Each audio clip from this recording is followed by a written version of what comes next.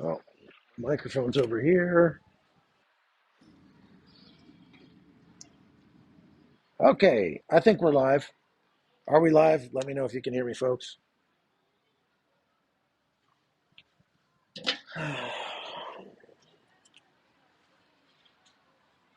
All right.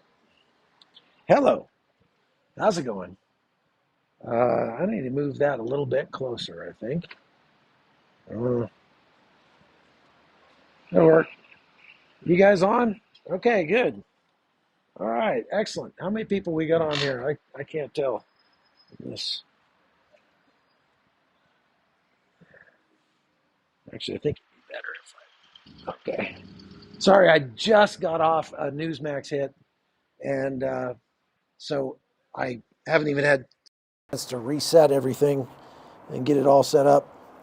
Um, Thank you for being here, folks. Let's see. I wish there was some way I could make that bigger. Can you hear me? That's the most important part. I have to kind of change the whole setup every time I go from one client to another. As a matter of fact, see see all this room right here? That's not supposed to be there. I have to tighten that up a little bit. But Newsmax needs it that way because they tighten it up on their end. There, how about that? That's a little better. Okay, how's it going, folks? We've got some breaking news for you. I was just informed, just moments before I went on that Newsmax hit, that that Hamas has paused or delayed the release of the second batch of hostages that was supposed to be released tonight, 4 p.m. It's now, what time is it here? 7 p.m. here, and we don't have that second batch of hostages out yet. We had heard that they were making it through the process. We had heard that Hamas had turned them over to the Red Cross, but apparently that may not have actually happened. And now Hamas, we're being told, is saying that they are not going to release the second batch of hostages until such a time as Israel meets its obligations, it said, quote unquote. And we're not sure what that means because Hamas specifically, apparently specifically referenced the aid shipments that were supposed to come into Gaza, but there's video on Twitter of like 200 trucks coming into Gaza today, and that was the number that was supposed to go into Gaza. So we're not sure what they're on about, and we're not even sure that this is actually the case. It has not been, at least as of just a few minutes ago, it was not being corroborated by the Israeli Defense Forces, which I mean, these things move really, really fast, folks. I'm not trying to give you misinformation. I'm not trying to tell you something that isn't true. I'm trying to keep you up to date with the latest things that we're being told on the ground. And this is not like your regular newscast. That's the whole point of doing these lives like this, is that I can get you the literally up to the minute news as it's happening. And maybe this is how news works. You might be used to watching news on the evening news on television. When I do things for Newsmax or for CBN, there's a different standard, there's a different bar that information has to get over for us to report it. So there's a lot of things like this that we hear that don't necessarily make it out on the news, but this stuff is being reported. And I mean, for example, let's go back a couple of days. We saw that car that smashed into a border checkpoint in New York. Well, I'm not, at the time, the FBI was saying it was a possible terror event. The state of New York was saying it was a possible terror event. The Border Patrol was saying it was a possible terror event. It was being put out in the news as such. And we went live immediately when it happened. And I went on with Tim Miller of the Real Security Podcast, and we talked about what if this was an actual security event. Now, if you go back and watch that video, we did talk about the fact that this is not confirmed, and so you shouldn't take it as such. Now, I've had most people understand that. There have been a couple of people who have said, "Hey, you reported this as a terror event, and your credibility is on the line because of it." No, this is you need to understand how this works, and I want to be very, very clear. In this medium, we can talk about things that are popping up on social media, and they may or may not end up being true, but we're doing the best we can here. And this gives you a window into what I have to deal with as a journalist on a daily basis. When you're doing, journalism for the mainstream media or, professional media like that, there's all kinds of stuff. The rumor mill is always churning out rumors, and sometimes they end up being false and sometimes not. And it's a constant process of trying to weed through all the chaff and try to figure out what's the reality. So in this case, it's being reported by Amir Safari and by Manny's War Room on Telegram that Hamas says it's delaying the release of the second group of Israeli hostages until Israel adheres to the terms of the agreement. It claims Israel isn't fulfilling its end of the agreement regarding the entry of aid trucks to northern Gaza and agreed upon standards for releasing prisoners. That's all we know. Now, Newsmax, I just did a hit about this, and they say that the IDF has said if this prisoner swap does not happen tonight, that they are going to start attacking again immediately. And so apparently something is going on, but it is not 100% confirmed. And so we're finding this out. You're finding out some of this stuff the same time I'm finding out some of this stuff. Okay, here's a question. Tell you what, here's what I can do. I'm going to tilt this down. Excuse me just a second, folks. I'll tilt that down just a little bit so you can see me better. And I will stand up here a little closer. All right, now I can actually work with this program I've got, and I can see your questions a little bit better as well. Somebody had a question right there. I saw it pop up. Why are so many Thais released? What was the agreement between them and Hamas? What did they give them dollars? That's a very good question, Tori, and thank you for asking it. I had the same question. I was like, what is going on? I keep taking these off because I get a headache if I change from close to far with them too far. I just almost need glasses, and I can read your comments if I think about it hard enough from here, but it just helps a lot. If I put these on, I can read them better, but then if I wear them too much, I get a headache. So I don't care. I mean, maybe it works to wear them and maybe it doesn't. I'm just right on the cusp, I asked that same question about the Thai workers. There were hundreds of thousands of Thai workers and Filipino workers here in Israel before October 7th. And they were doing the jobs that Israelis wouldn't do. We've heard that in the United States before, haven't we? They were helping on a lot of the farms with agricultural stuff, harvesting fruit and things like that. They were caretakers, nannies, those sorts of jobs. When October 7th happened, something like 36 of those guys got captured and were taken into Gaza. Now, the Thai government made a separate deal, aside from the deal that was made for the 50 Israeli hostages. They made their own deal going through Iran, and I'm told maybe Israel and Qatar might have had something to do with that as well, but mostly through Iran, to release the Thai hostages. We have very little information about what was asked for or given in exchange for those Thai hostages. There were 12 of them, I think, that were released yesterday. There were supposed to be another batch of them today.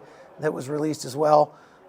We haven't heard, I mean, because Thailand didn't have any prisoners to give back. And what I'm wondering, and I need to look into this a little further when I get time, is whether or not you need to see an eye doctor. I did see an eye doctor. I have 20/15 vision. I've always had very good vision, but I'm 54 years old, and guess what? Presbyopia is a real thing. So it happens.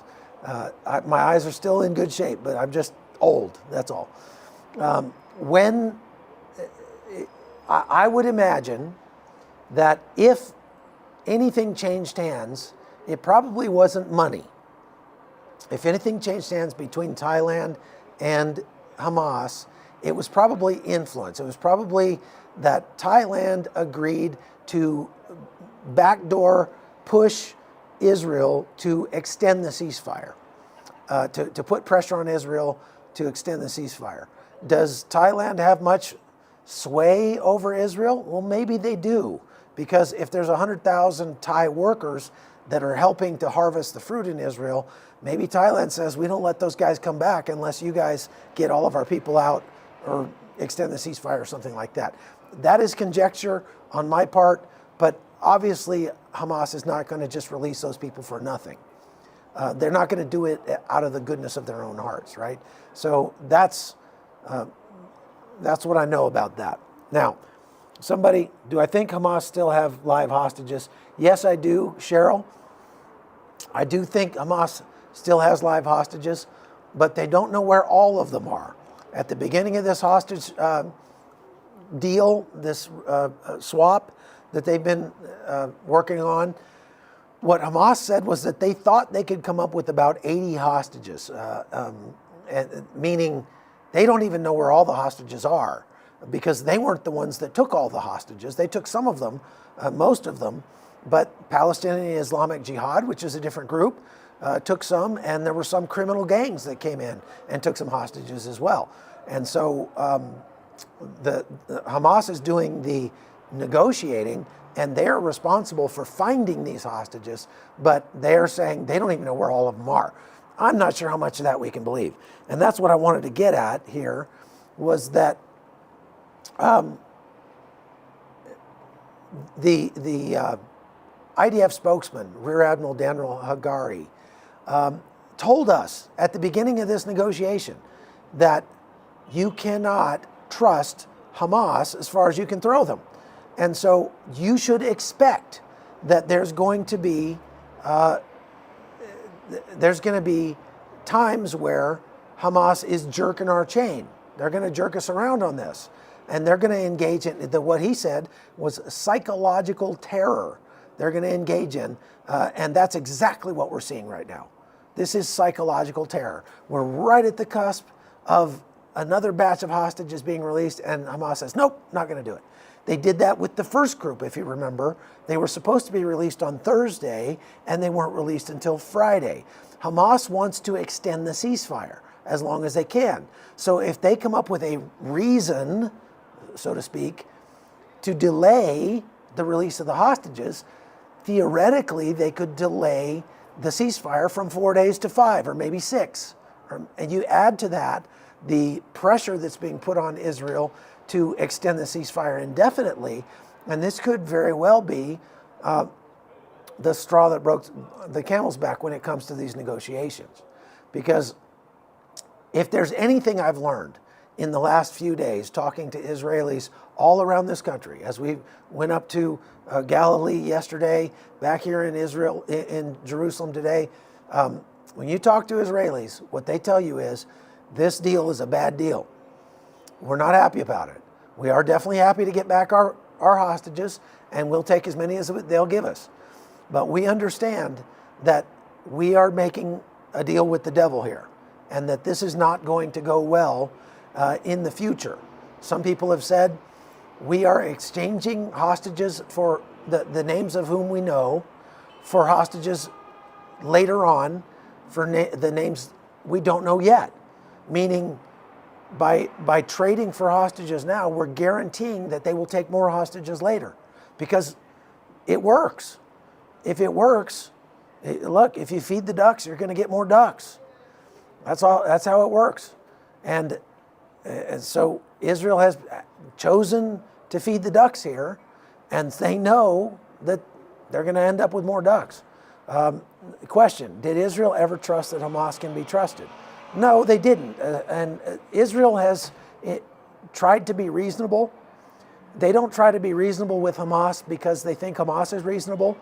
They try to be reasonable with Hamas because they want the rest of the world to see that Israel is reasonable.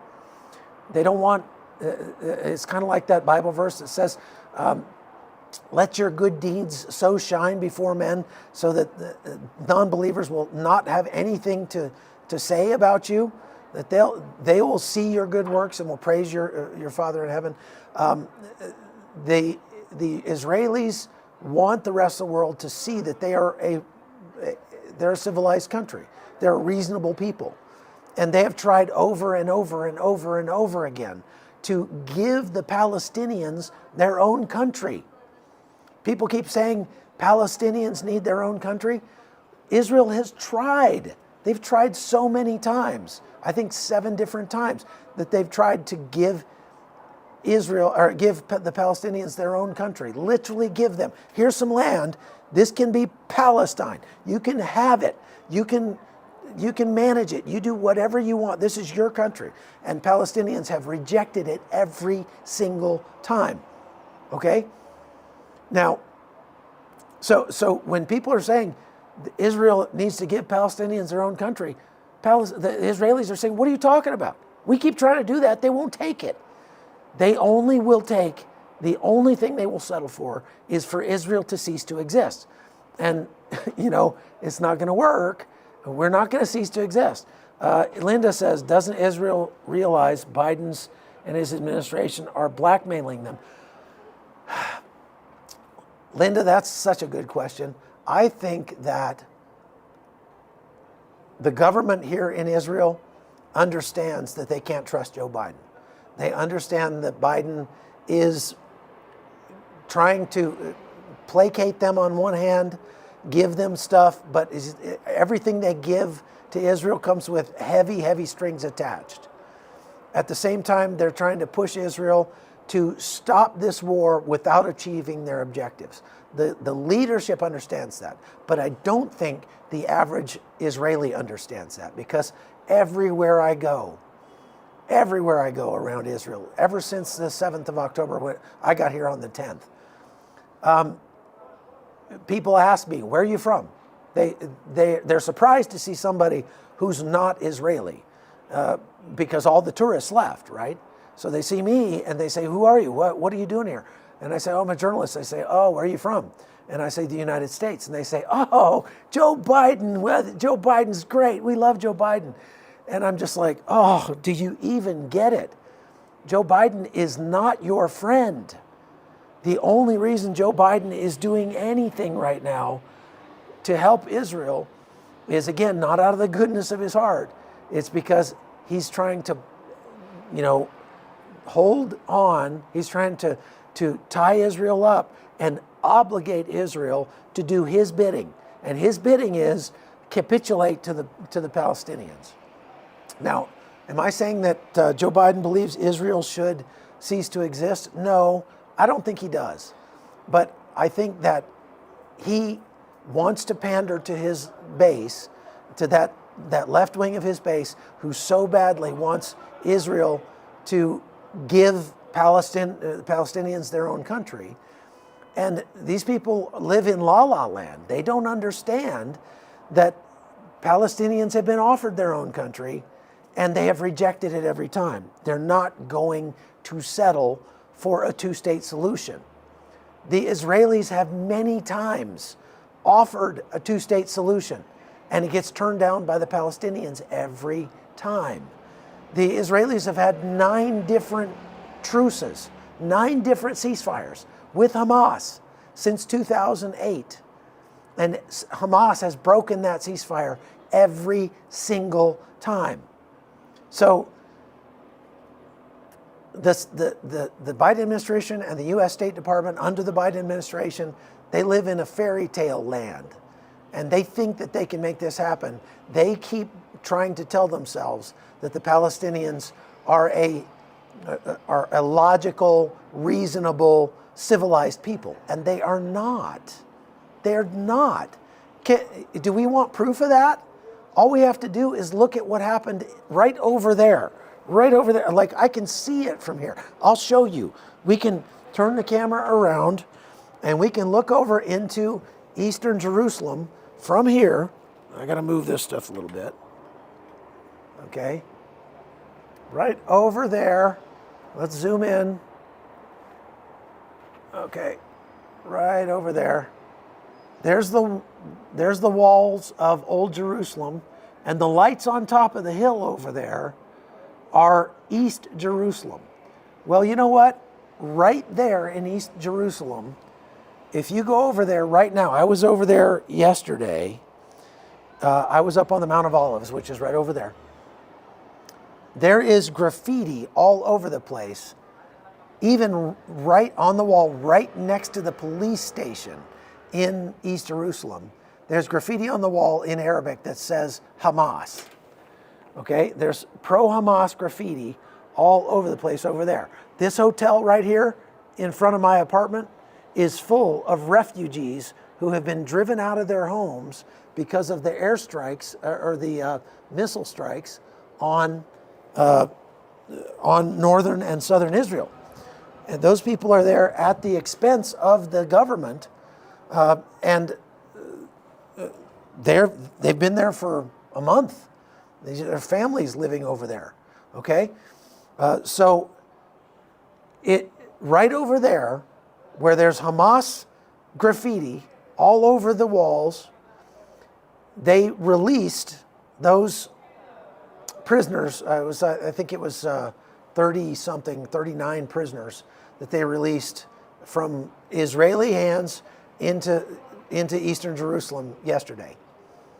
The first thing those guys did, that they just got out of prison, was put on Hamas flags, start waving Hamas flags, start praising Hamas for what they did on October 7th. Start claiming victory because they had been released. That they are saying, what their news is putting out, is that the Palestinians won because they effected this prisoner swap. 3 Palestinians for every 1 Israeli. And the Israelis understand it. The Israelis keep saying they lost, and the Palestinians keep saying they won. And so I think we should believe them. Now, you know what else they did over there? Yesterday, they found 3 guys that they said had been collaborating with Israelis. The mob went and dragged those guys out of their cars and beat them to death. These are civilians, okay? Beat them to death and hung their bodies on the wall over there for all to see. And then took selfies with the bodies and punched and kicked the bodies, and they're bleeding all over the place. This is not normal behavior, people. This is not the behavior of a civilized people group, okay? I'm sorry, but it's not. And so, look, this is my podcast. I can say what I want over here. I'm telling you, that is not civilized behavior. Now, let's move on. Somebody asked here, what did the lady do this morning when you gave her the donations? Well, I've been trying to upload the video of that all afternoon, and it hasn't been going up to locals. And I'm going to get it up there as soon as I get done with this. But I want to read you what she just texted me. She just texted me right when it went live. I saw it come through, and I haven't even read it yet. She said, "Thank you so much. I really appreciate your willingness to help. You are all always welcome at Villa Alliance." And then she signed it Anat. So we gave her about $1,600, 6,000 shekels today.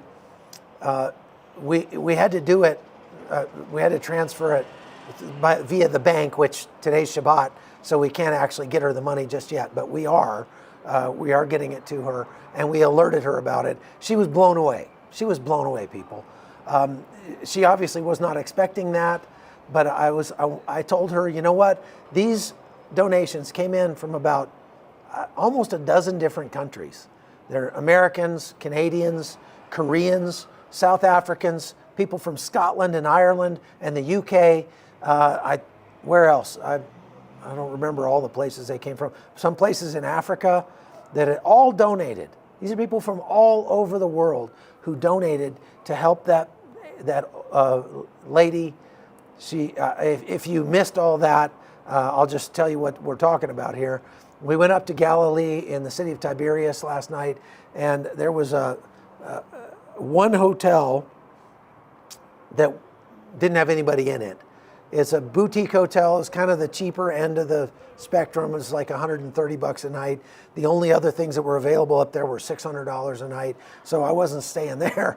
So we chose this other hotel and talked to the lady, and she almost was in tears when we showed up and asked her if she had some rooms available, because she said, "This is my high season. This is how I make my living." She's probably mid 60s, early 70s. I don't know. I don't know exactly how old she is, but you know, she's almost retirement age maybe. And she said, this is the time of year when it's normally the high season, and she makes the majority of her income in this season. And now there are no tourists. And she had like one other family of Israelis who actually get a big discount staying in her hotel. And she's like, I just can't make it. I don't know how we're going to make it. And I mentioned that on the live last night, and you guys stepped up and just started showering her with gifts. And we raised, without even trying, we raised $1,600 last night on the live broadcast for this woman. And what I did is I called her and I said, hey, I have this YouTube channel, and we try to make the news better for people that are in bad situations, and they all decided they wanted to help you out a little bit, and so we want to rent your entire hotel for 2 days, 2 full days. That we want to rent the whole thing out. And she was like, well, okay, are you bringing a group? And I'm like, nope, we're not bringing a group. We're not bringing anybody. We just wanted to rent your hotel, and so that you'd have some income. And she was just blown away by that. This is something that we were doing in Ukraine last year. There were a lot of people that were getting on Airbnb, and they were finding Airbnbs in Ukraine and just renting them from the States, not with no intention of staying there, but just to try to show the people of Ukraine that they supported them in their war against Russia. And I haven't seen a lot of that happening over here, but we just did it at this little boutique hotel in Tiberias, the Sea of Galilee, yesterday, and the lady was just blown away by that. So thank you very much for all of you who donated. I will put the video of that phone call up, of me calling her and talking to her about it. She was visiting her mother at the hospital today on Shabbat. Her mother has ESK. I'll get to that in just a second. She was visiting her mother who has pneumonia in the hospital, and so she wasn't at the hotel this morning, so we had to call her and explain to her why we were giving her $1,600. And I couldn't get that much money out of the ATM last night anyway, so we had to do it in a way that we could just rent her hotel from her and put it on a credit card or a debit card or something, and that's what we ended up doing. So ASK says, how can we donate to you personally if we choose to? Why not just give her the money so she doesn't have to pay tax on the $1,600? That's what we were trying to work out. We have been able to work out something so that I can transfer it directly to her bank and she doesn't have to pay taxes on it. When I told her we were renting out her entire hotel, I wasn't being serious because, again, we're not going to stay there.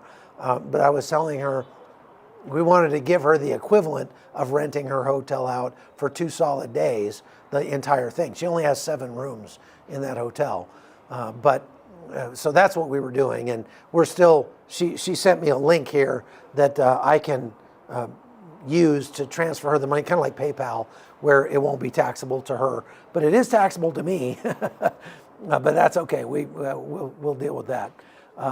if you want to donate to me personally, if you want to support the journalism that I do and what we're doing to try to help people around the world when we're traveling, you can go to chuckholton.locals.com. That's my name, Chuck Holton, Holton, .locals.com. And you can subscribe over there and either give a one-time gift, a monthly gift, or an annual gift over there, and that'll help keep us traveling, keep us on the air doing this job. Again, the motto, if you want to call it that, of the Hot Zone is we don't just make the news, we make the news better. We make it better for the people who are having their worst day in the war zones that I travel to around the world. And that's what you guys did for us. You gave us a chance to do that yesterday up there in Tiberias. So thank you very much for doing it. Connie will put up not only the locals link, but there is, we have a link tree. So you can go to Linktree. Connie can put that link up. It's linktr.ee/Holton, Holton. And there's a whole bunch of links there. If you prefer to give via PayPal or Venmo or Cash App or all those kind of things, we've got links to all those things on there, as well as if you want to join me and actually travel with me this coming September to the country of Armenia. We're going to go visit some internally displaced people, some people who are refugees that have been driven out of their homes in an ethnic cleansing that took place in the Nagorno-Karabakh district, and they're sheltering in Armenia. We're going to go help those people in September next year for 10 days and take a tour around Armenia. It's going to be amazing. And there are about 5 slots left on that trip. And then it's full. And that's the last one we're doing for 2024. We've already filled 3 trips almost to Armenia. But we will be doing trips most likely to help some single mothers, Venezuelan refugees and migrants in Colombia. We will be doing a trip there. If you're interested in going to Colombia, to Cartagena, and helping some single mothers stay out of prostitution, and more importantly, keep their kids out of being out of sex trafficking, because there's a ton of pedophiles that go to Cartagena to pick up little kids. If you want to come along with me on a trip to Colombia, we will probably do one of those trips in early next year, like maybe February, March, January, February, something like that, next year. We did a trip a few months ago to Cartagena. We helped a few single mothers there get set up with some micro businesses so that they can support themselves without having to work as prostitutes, and that's always a good thing. So you're welcome. If you're interested in joining me on a trip to Cartagena, it shouldn't be very expensive, but just send me an email or go to one of those places at Locals or at that link tree. My email is hotzoneholton@gmail.com, hotzoneholton@gmail.com. I try to answer every one of the emails. If my answers are short, I'm not being terse, I'm just very, very busy, and I'm trying to get back to everybody, so please don't take it personally if I don't give you a big, long-winded answer. I do appreciate all of the messages that I get, and I try to read every word of the messages that are sent to me, although I'm getting quite a few. But it beats reading, Instagram or something like that. I do not really answer much if you try to get a hold of me on Facebook or Instagram, because I just don't check those boxes. You have to choose something. I check them once in a while. If you contact me on one of those social media platforms, you may hear back from me, you may not. I can't promise anything. So hotzoneholton@gmail.com. Connie just put that up. Thank you very much. Let's go back and recap. I want to look while I'm talking to you and see if we've heard anything else about what is happening. Palestinian channels are saying IDF forces are closing in on the government hospital in Jenin. Jenin is in the West Bank, so this is not a part of the ceasefire. They call on wanted terrorists at the hospital in the Sinai Hospital in Jenin to turn themselves in. Very interesting. That's the first I've heard of that. There is some video they're showing of IDF forces in the West Bank right now. IDF has been, okay, so Amir Safari is putting out from an Israeli official, he's quoting an Israeli official, saying that if by midnight the second group of abductees, hostages, are not released, Israel will start attacking Hamas in Gaza once again. So the ceasefire will be broken as of midnight tonight if Hamas does not turn over those second batch of hostages. And I would venture to say, if I had to guess, I would say that Hamas will turn them over before midnight, because Hamas wants this ceasefire just as badly as the Israelis do, or even more so probably. So let's go back. So that it appears that the news that Hamas is holding up the release of the second batch of hostages has been confirmed by the IDF, and so the Hamas is saying they're not going to release the second batch of hostages. Right now, it is about 7:45 in Israel, 7:45 p.m. So that means that in the next 4 hours and 15 minutes, if the hostages, the second batch, is not released, the ceasefire will be broken, and Israel will return to attacking Hamas positions in the Gaza Strip.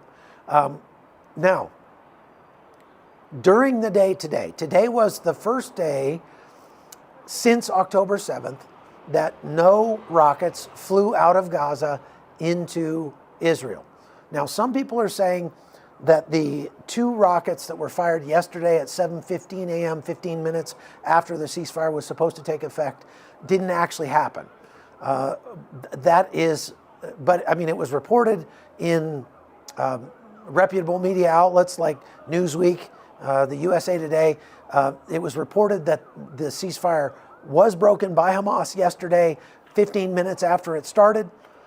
But now there is some doubt as to whether or not that happened. But suffice it to say, either yesterday or today, there have been no rockets today, for sure, fired out of Gaza into Israel. And that's the first day that there has not been rockets out of Gaza since October 7th.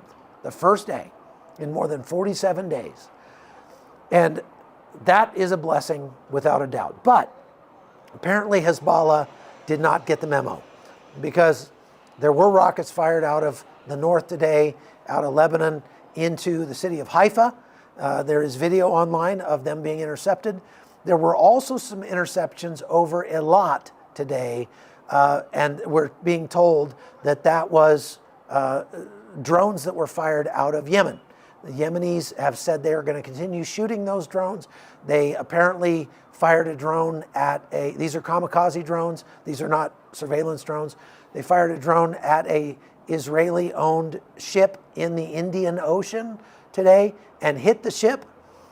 They didn't sink the ship or anything like that. There were apparently no injuries, but the ship did catch fire for a while. These drones, I've seen a lot of these in Ukraine. And in Ukraine, I actually have a piece of one. It's a piece of the tail section of one of these Shahed drones that are made in Iran. They're actually made, it's really, people don't know this, but these drones that are made in Iran are actually put together with parts from lots of companies that should not be selling parts to Iran, like Bombardier.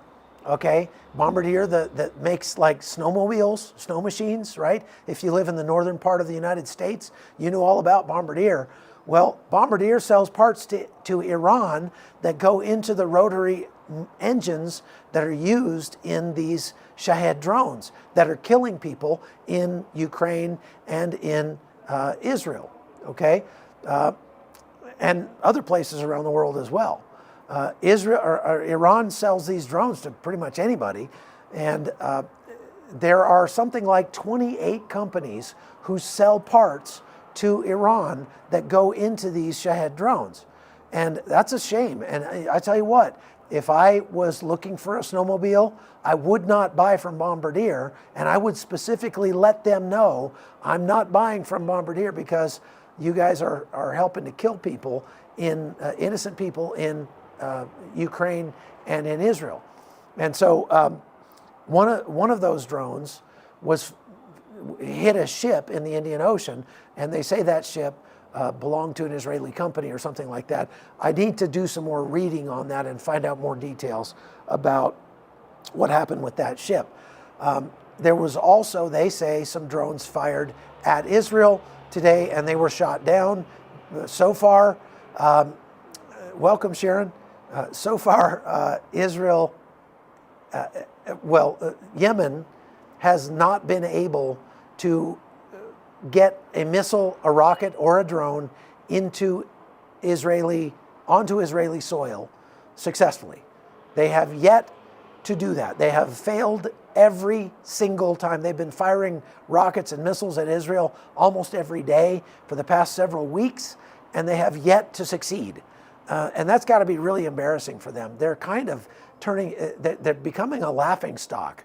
Not that they weren't already, but I mean, the Houthis, I'm sorry, if you're Houthi and you're watching this, you're going to have to do better, man, because Israel hasn't even bothered to strike back at Yemen because they're just like, if you want to keep shooting your rockets in our general direction, as long as you don't hit anything, we don't care. Go right ahead, man.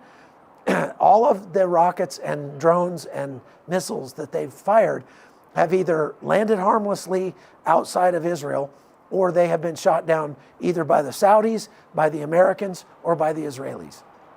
And that's got to be really embarrassing for the Houthi rebels, man. That's got to be really bad. Okay, let's see if we got any other. Do I love Alaska? Yes, I love Alaska. Why? I love Alaska. Alaska's great, only I'm not sure I would love being there in the winter. I've only been to Alaska in the summer and in the fall, and I think the fall is the best time to go. The fall being like July, I think. I don't know. No, maybe September. Question: why isn't America getting its citizens back? That's a really good question, Crazy Demon. I would say if I had to answer that question, the reason that America is not getting its citizens back is because we are showing weakness to Hamas. When Joe Biden stands up and literally supports the Palestinian cause on television, the Palestinians don't feel the need to return our hostages. If you would think that, thinking with an American mindset, if we're nice to Hamas, if we're trying to get Israel to institute a ceasefire or extend their ceasefire against Hamas, then Hamas is going to like us, and maybe they'll, reciprocate by releasing our citizens. That's not how Hamas thinks. Hamas still hates us just as much, if not more. And when they see us trying to be nice to the Palestinians, Hamas only understands one thing, and that's power. And they don't see power, they see weakness. And so weakness makes them loathe America that much more. And so that's why we're not getting our people back, in my opinion. Question: how can we be sure the number of hostages remaining? One of the tenets of this hostage negotiation that they made was that the Red Cross would be able to go in and visit the remaining hostages and get proof of life. I doubt that's going to happen because, again, Hamas doesn't know where all the hostages are. Hamas holds some of the hostages, PIJ has some, and criminal gangs have some. Some of them have doubtlessly been killed, but I would say the majority of them are still alive. And the reason for that is because they are very, very valuable. And you've seen all the bombings taking place in the northern part of Gaza. Hamas knew that was going to happen. And so they moved all the hostages to the south. The hostages are very likely distributed around in many different locations around the southern part of Gaza. And they're probably deep underground where bombing's not going to reach them. And so for the Red Cross to be able to go in and get proof of life would entail them going to all these different locations, and that is going to be a pretty tall order. So No, we don't know that they're all still alive, but I would venture to say that they are. I think we can infer that they are by the condition of the ones that were just released. Obviously, Israel is going to be pumping all of those hostages that were released for as much information as they can give when they're ready about the conditions that they were being held in. Was it dark? Was it cold? What were you fed? What kind of food was it? Did you see anything that looked like U.S. aid? Or, I mean, there's all kinds of questions they're going to get asked, because every detail that those hostages can remember will help the IDF figure out where the remaining hostages are being held. Okay, so but we don't know that they're all still alive. It's likely some have been killed, but probably not too many of them, okay? I just missed a question about Ukraine. Do you know if Franklin Graham Samaritan's Purse doctors aiding in healthcare like they are in Ukraine? I have not seen Sam's Purse here in Israel, but I would virtually guarantee you that they are. They were in Armenia. I was in Armenia before I came here. I came here directly from Armenia on October 10th, and I was with some Samaritan's Purse people in Armenia as they were there helping. But Sam's Purse is huge, and they're all over the globe, and I would virtually guarantee you that they're there, that they are here, and all you'd have to do is go look up Sam's Purse on look up their website. Maybe Connie can look up the Samaritan's Purse website and can find out, but I would virtually guarantee that they are here because that's what they do. Anything about the Houthi rebels in just hijacking? Yeah, I was just talking about the container ship. Okay, let's see here. Any good intelligence of the locations for the released hostages? We've not been told anything yet that the IDF has gleaned from the hostages. We've just been shown pictures of them being reunited with their families. I doubt that the IDF has gotten a tremendous amount of information out of those hostages just yet.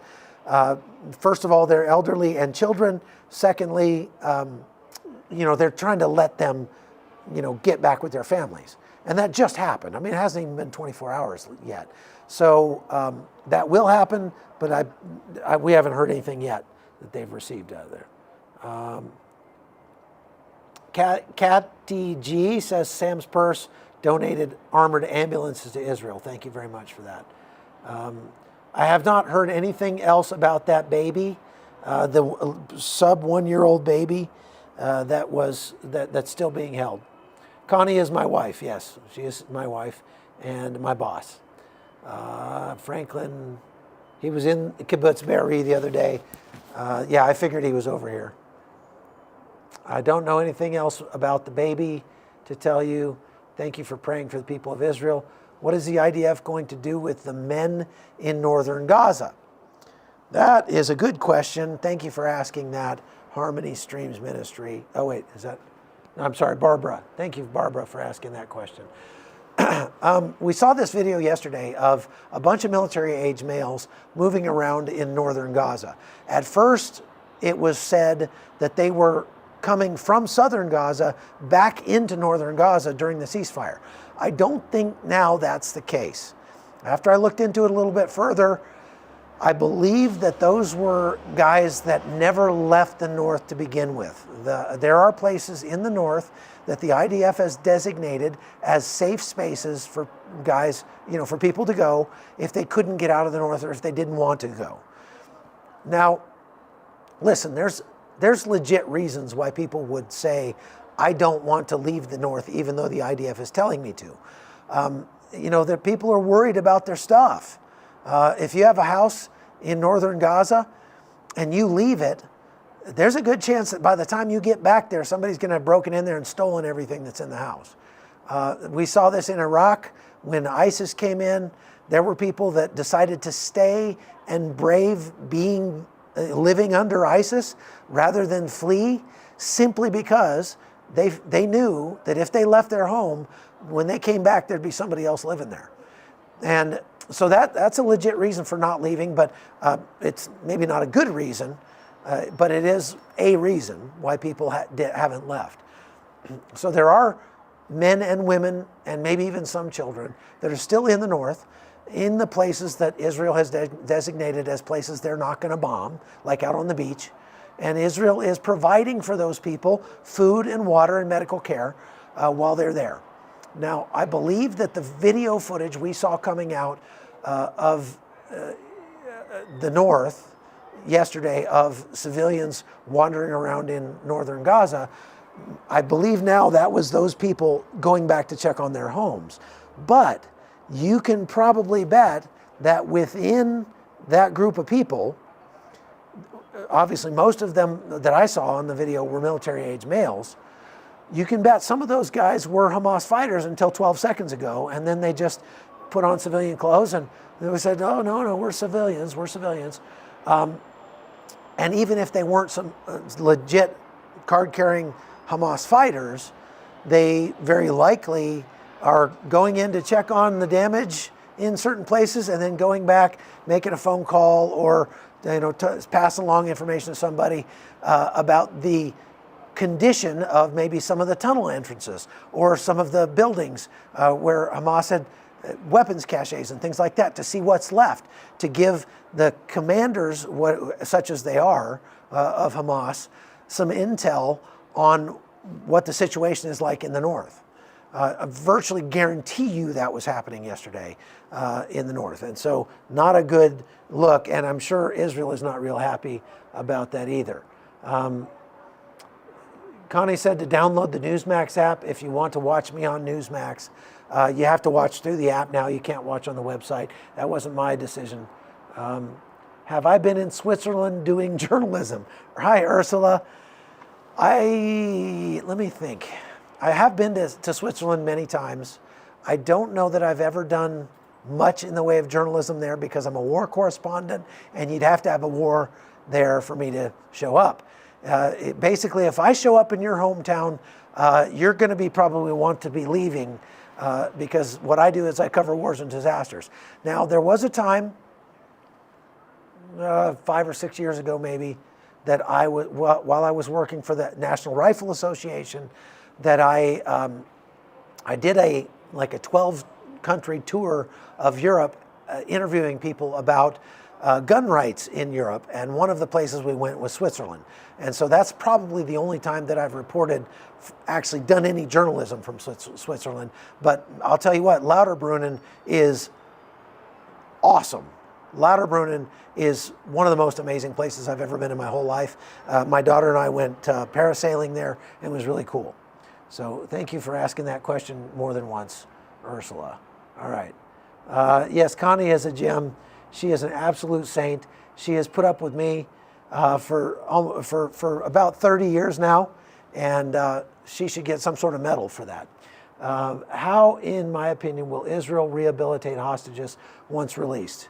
Good question, Auntie, in the suitcase. Israel has psychologists, psychiatrists, grief counselors, therapists, all kinds of people at the hospitals where they have taken these former hostages to help them work through the trauma that they've just been exposed to. And they are going to continue to support their people, according to the IDF, for as long as it takes. How do you get over that? Jesus can do it. Jesus can help you through things like that. Let's hope they find Jesus. Did Israel release more prisoners? No, Israel did not release more prisoners today because Hamas has refused to release their second tranche of prisoners, hostages today. So the word just came out a couple hours ago that Hamas was going to refuse to release the second batch of hostages, and Israel said, great, if you don't do it by midnight tonight, the war's back on and the ceasefire is over. So we'll see what happens at midnight tonight. It's about not quite 8 o'clock right now. And just want to make sure. Zarfati, thank you. Amir Zarfati. So I forget, I don't know what I was calling him, but it wasn't that. No, they did not let extra hostages go. Mary Elizabeth Tardif said they let extra hostages go. Do you think they consider that enough to take the place of today. No, they didn't actually let extra hostages go. There were two separate deals going at the same time. Israel made a deal for 50 Israeli hostages, and Thailand made a deal for their own hostages, one of which actually ended up being Filipino. But they were two totally separate things that happened at the same time, and Israel does not consider that to be extra or bonus hostages in any way, shape, or form. Question, are you, let's see. Are Hamas ammunition being collected or destroyed?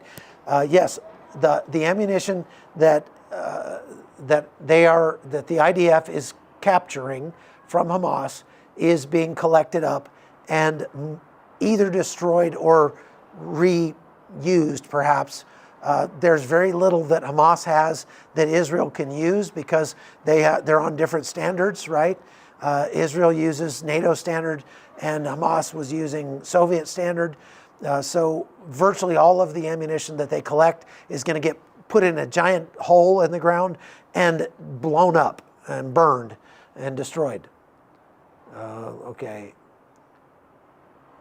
Let's see. Connie knows how blessed she is, blah, blah, blah. Yes, she better know how blessed she is. Okay.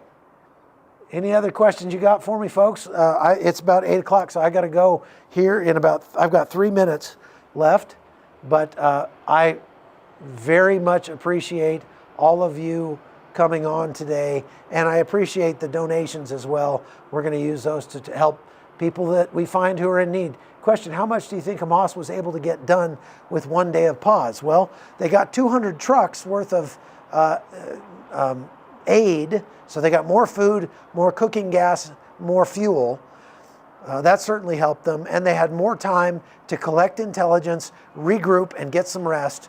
And so I'm going to be optimistic, and I'm going to say that they will release the second group of hostages tonight before midnight, the midnight deadline, but I've been wrong before. And I guess the measure of how much they got done in 24 hours of ceasefire will be apparent about 12:01 a.m. tonight, local time. So there you go. All right. Question. Oh, I missed where. Well, I thought there was a question there. Yeah, they said they didn't receive enough trucks of aid, but they did receive what they were promised. There's video on Twitter of them being given the aid that they were promised. How can we be sure there are no weapons being smuggled into Gaza with the aid trucks? Lance, good question, Lance. So the IDF is coordinating with Egypt to search all of the aid trucks that are going into Gaza. So they're not just being allowed in without being searched.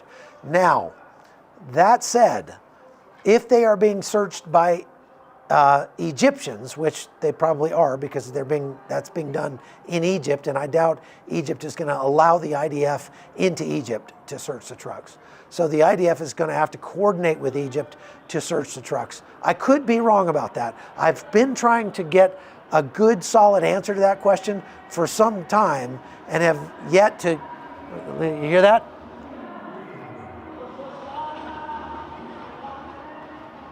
You hear that music? There's a car going by.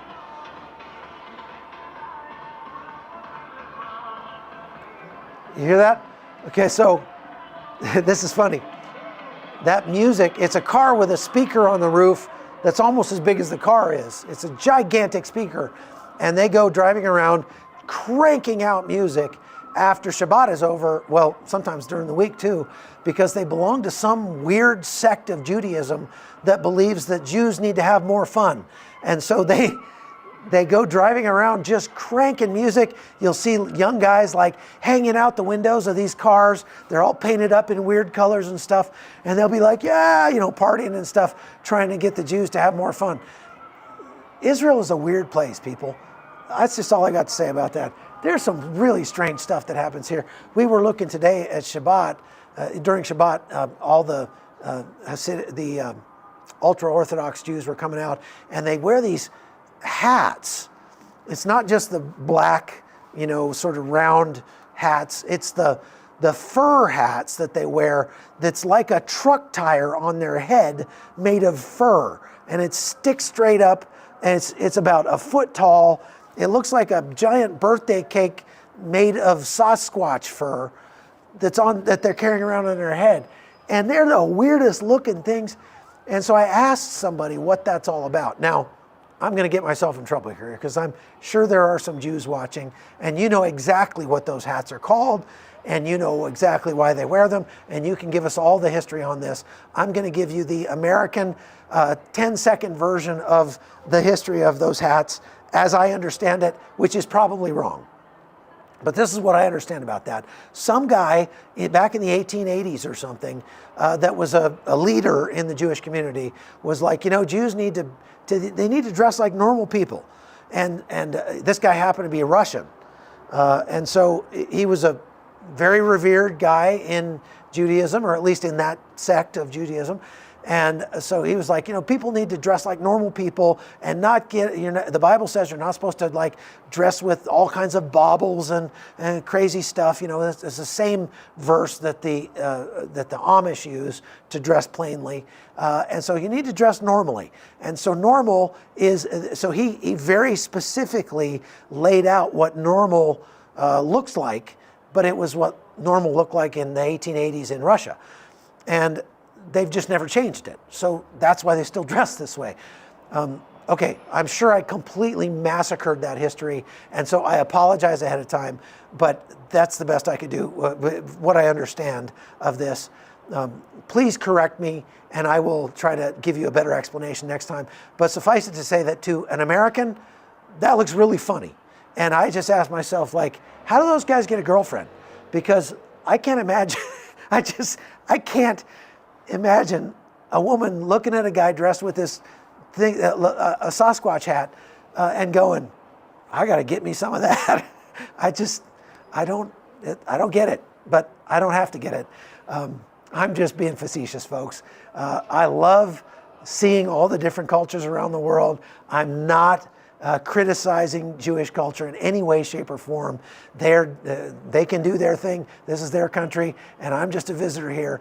But I try to have a sense of humor about it, at least, and be honest about things when I go like, what? Like, I don't get that. So, all right, folks.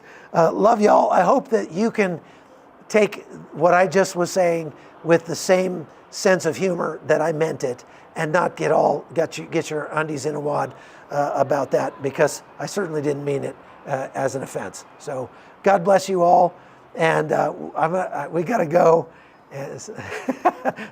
Jimmy C says some girls are strange and may actually like that kind of thing. Yeah, maybe so.